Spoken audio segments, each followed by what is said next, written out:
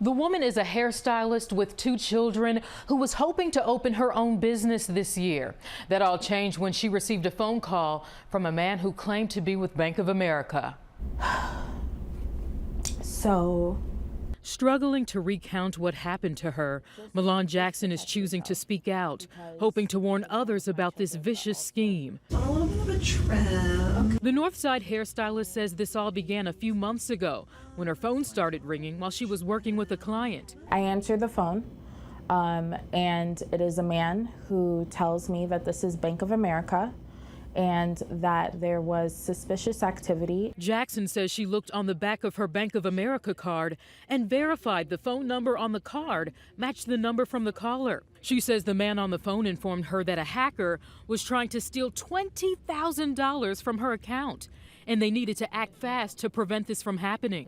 Just trying to hurry up and make sure that they can't get that money. She was told to log into her Bank of America account and wire $20,000 to another account where her money would be protected. I then get transferred and they walk me through on how to potentially stop the fraud. Jackson proceeded with the wire. My anxiety is going up and he's like, okay, we only have this amount of time. Nearly seconds after completing that transfer, Jackson says she didn't feel right. I get this weird feeling and I just go into Bank of America. They confirmed that it was a scam and I still had the person on the line, and so I shut the phone off.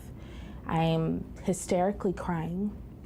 Jackson says she's going through a separation, has 2 children, and was planning to buy a building this year to expand her hair business. How did this happen, and how am I going to get the money back? The FBI calls this the phantom hacker, and it's growing rapidly. Scammers impersonate bank representatives to convince victims that hackers have infiltrated their financial account.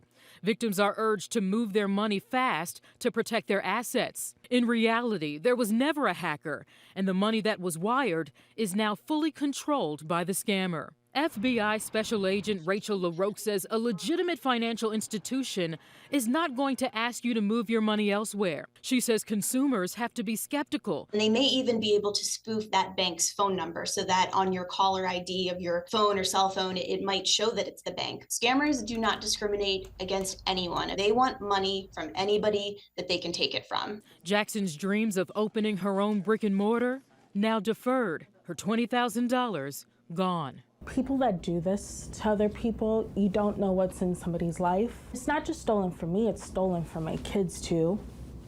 Bank of America tells the I-Team in cases like this, they attempt to get the money back, but there is no guarantee the bank will be able to recover the funds once their client authorizes the transfer. Bank of America says it will never call and ask a client to send money through Zelle or a wire transfer ever. We do have more tips to protect consumers on our news app and website, abc7chicago.com.